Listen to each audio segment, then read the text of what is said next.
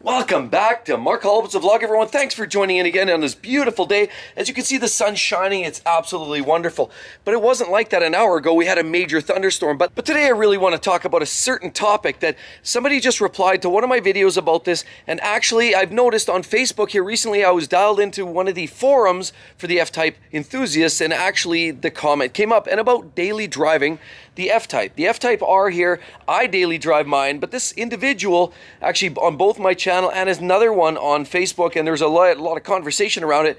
Can you daily drive the F-Types, and should you daily drive the F-Types? I mean, after all, they're kind of expensive. They're premium cars. They certainly, you do wonder about the mileage and over-miling them and all of that good stuff, and whether you should even be daily driving them. I want to talk about all of that. And I'll also compare it to these two fine gentlemen here. And we basically have the E60 M5, and we have this little modern-day C300 C-Class Benz. So I want to compare the three and really kind of get into whether you should be daily driving your F-Type. But before we talk about the whole idea of daily driving your car, I want to talk more of another little offshoot, and I really want to get into the conversation about motivation. Now, this all started with a friend of mine who motivated me and kind of got me into the whole YouTube world, and that really opened up my eyes to another place. Now, obviously, I'm going to say these cars are all more or less, to some degree, a dream car of mine, or they're just something that I've always aspired to own, and as a result, I've made it happen. But I couldn't have made it happen without the extra efforts and the want and the motivation or self-drive to get to this place. I also want to throw a special shout out to Will Motivation, who's also, we've collaborated in the past. He's got a great YouTube channel. For sure, he talks about all the things that keep motivated to find goals and hopes and make them happen, bring them to action. And that's where I'm at right now. And I want to say that you can have anything you want if you just focus, come up with a plan, and follow through and stay consistent. Then you too can have anything you want. Sure, I don't have a $4 million hypercar here. Maybe one day I will. I had a goal, I had a vision, I had a car, or a group of cars that I wanted, and I just made it happen. Not because I could pull out the wallet and have endless amounts of cash and I write a check, because that's not where I'm coming from. I come from a humble background. I made it because I had a plan, a goal, and I kept it in focus. So firstly, what was it about each one of these cars that I decided to buy them? Like, why were they goals of mine? Well, let's talk about it. We have the Jag F Type R, we have an E60 M5 with the V10 S85 engine, and we also have the Mercedes C300. Now, how did they all fit into the equation? Well, let's start with the C300. This is the newest addition to all of the fleet. This is my wife's car. We got this for her, but she wanted something newer because we had the E70 X5 and it's got some miles on it. We wanted something that was luxurious, but we wanted something that was a little bit more affordable, fuel-wise and potentially maintenance-wise. Why? Because the M5 is with the V10, and these are truly the opposite polarizing end of the spectrum from this car. That's going to cost you money for maintenance, repairs, and there's lots of talk about how some people say these are unreliable and what have you, but these truly top the cake. And with that V10, the S85, there's lots of problems. I mean, some things, for example, like rod bearings, they talk about Vanos, SMG pumps, all kinds of different things. Differentials are electronic, and they've been known to fail as well. There's a lot of things. But the M5, it comes from a place of passion for me. I didn't buy it because it made sense to buy it. I bought it because the first video I saw way back when, Jeremy Clarkson on Top Gear, he reviewed the M5. He drove it around for a while, 10 minutes, talked about all the crappiness. He talked about how it shifted poorly, signal lights didn't work. He talked about how lurchy and garbagey transmission, and it just wasn't a good car to drive, and it shaped up to look like a disaster until he hit the M button, and then you had the heads-up display, the active bolsters kick in, and the V10 engine just came alive. Throttle response cranked up, and as well, the car felt as fast and furious as the Ferrari F430, which truly was, in his opinion, the best car at the time. And of course, when I heard all of that, that just ignited the passion.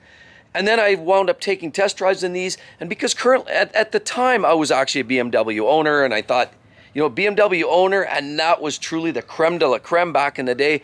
I needed to have one. So we bought one a few years later and never looked back. We still love the car. And then we have the Jag F Type. And of course we have the R right there. And this also came from Jeremy Clarkson. As you can tell, I watched a lot of Top Gear shows, and this car was a car that he reviewed, and I was just blown away when I saw the review of that. Even when he talked about the convertible and the V6, he talked about being a big smiling piece of meat in the middle. It was truly mesmerizing, but when I heard the sound of it and that pop, pop, pop, pop, it just, again, ignited this goofy little kid in me. I felt like I was 9 years old again, looking at that first Lamborghini that I've never seen in my life. That's really what it felt like. And as you can see, Top Gear is one thing, but just looking at it was the thing that really drove me to buy this car. I mean, I looked at this, the style of it. I mean, you got the humps and the curves, and you got the vents, and you got the aggressive grills, and the chin spoiler, which gives it also further aggression. You've got 19 or 20-inch wheels. You've got some wonderful trim, shaved door handles, and curves that were just to die for. And these cars really had the profile which just ignited me again further, almost like a Porsche 911 has that very exaggerated curve at the rear. That's what really flared me up. Of course, you've got quad exhaust pipes, and an overall very, very sleek appearance to these cars. Just looks alone was enough to motivate me to buy this car. It is absolutely beautiful. But then you read up on the specifications, 550 horsepower. Wow, at the time that was absolutely next level. Sure, now it's, you know, kind of borderline, but certainly 550 horsepower is nothing to sneeze at. We have all-wheel drive. Even the first generation with rear-wheel drive was almost like a Corvette, but with better build quality. And of course, now with all-wheel drive, 550 horsepower, it just launches and goes. And then they talk about the performance specifications, 0 to 60, 3.4 seconds. They talk about top speed of close to 200 miles per hour. I mean, it had all the numbers to make this car as exciting as I thought it would be. So lo and behold, all the influence from the videos I've seen, and then my first-hand experience, once I got a drive behind one of these F-Types, I drove it back-to-back with the current generation 911 at the time, and even then I knew that this car felt more substantial. The gearbox, wasn't necessarily in love with it at first, the ZF Auto. Obviously, it works really, really well, but at the time, Porsche and the PDK, they were unbeatable. It was truly the best gearbox. So that was something that I thought, well, you know, it was a little bit of a compromise, but now looking back, it's lower maintenance, it shifts virtually as quick, and quite honestly, it's just easier to live with. So the ZF Auto really has grown on me. So the F-Type really can almost do no wrong. But now, let's talk about why these cars should or should not be daily driven. So it's like with everything, there's good and bad reasons for driving these every day, but let's start with some of the good reasons why I would suggest these are great daily drivers. The first reason, because anything late model in the F-Types, doesn't matter if you're driving the V8 or most of the V6s, although there's one variant that has rear-wheel drive, is the fact that they're all-wheel drive, so it doesn't matter. You can drive it when the road gets wet or it gets snowy, as long as you outfit it with winter tires if you're driving in the winter.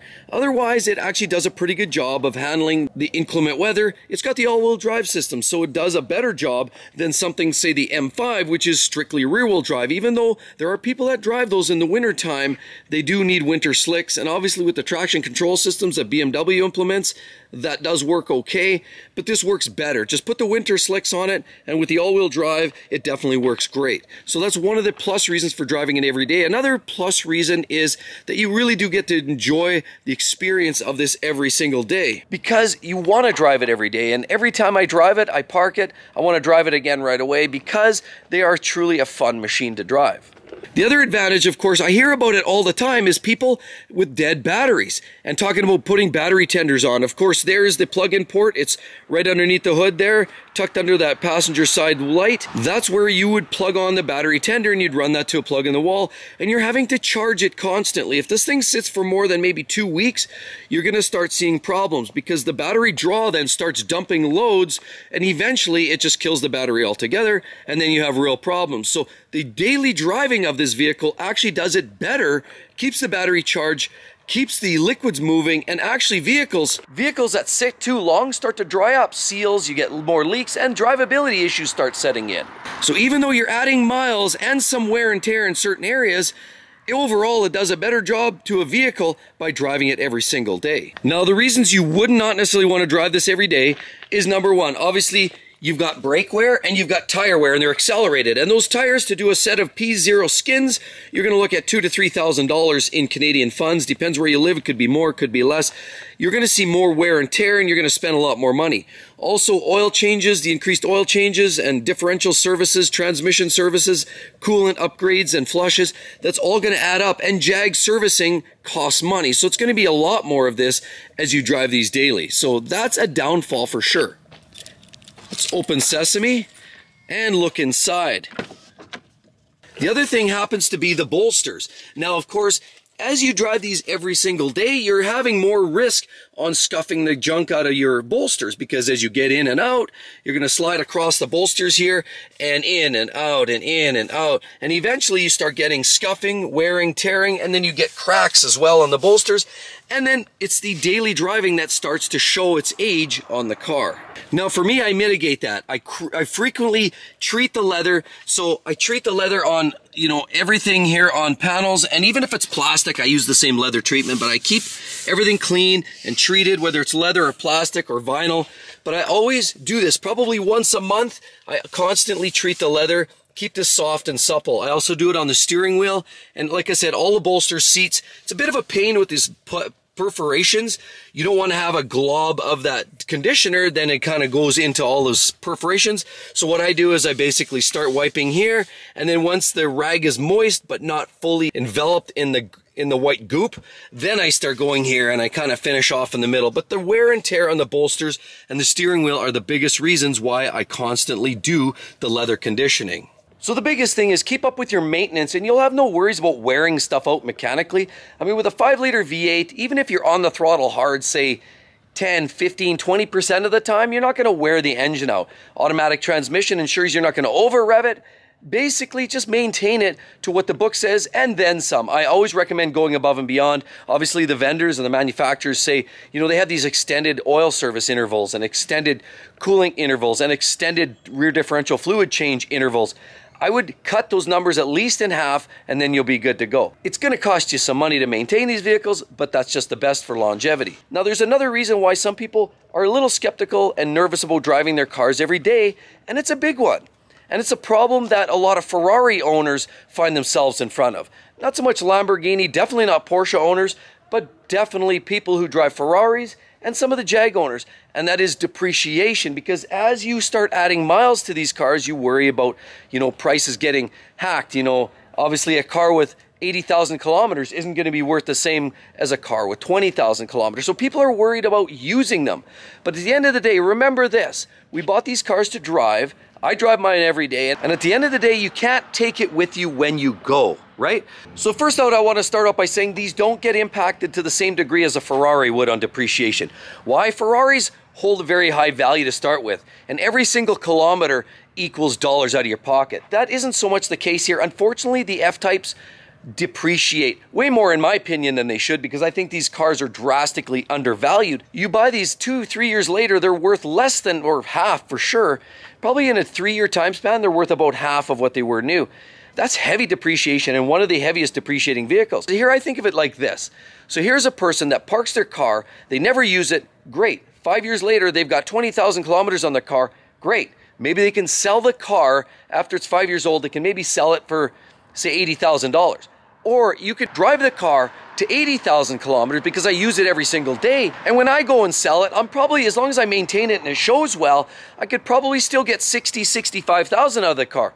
Sure, I've used it. Definitely, I've lost a little extra money from that person, but that person with the 20K hasn't even enjoyed the car. It's spent its entire life in the garage, with the exception of maybe one every second Sunday to keep the miles down at 20K. So here's the deal. Use it, because the difference in value on a used car market is there, but it's not enough to say, you know what, I better just put this under wraps and put it away. I'm not sure these will ever become total collector's car. I think there may be some appreciation at some point, but I don't think they'll really hit true collector status. Maybe the Project 7 might be, SVRs, borderline, but at the end of the day, there's quite a few of these around, so I don't think they're able to hit that status, so you really just want to use it and not worry too much about the depreciation. After all, great drivetrains, one of the best gearboxes, and a solid engine behind it. Those are not the things that you're going to be worried about. It's just the nickel and dime electrics that are going to be the problem. So just drive it and enjoy it. So the only exception is if a person's really on a strict budget. Obviously, you don't have the money for maintenance. I would suppose not maintaining it and putting high miles is probably counterintuitive, and that's not going to help the situation. So that's something that has to be taken into consideration. But if you have enough money to maintain these appropriately, then I would suggest using them every single day. Well, I hope that answered everything for each and every one of you. Obviously, daily driving, and honestly, with the selection of cars here, that's just proof right there. You don't have to be rich. We're not rich, but I would say if you have a plan, a focus, and you're motivated, definitely you can make it all happen. Because honestly, we're only here once. We're here for a short time. You might as well enjoy it along the way. Hope to see you guys soon. Be sure to subscribe, and we'll talk to you on the next video. Catch you there real soon. Bye-bye.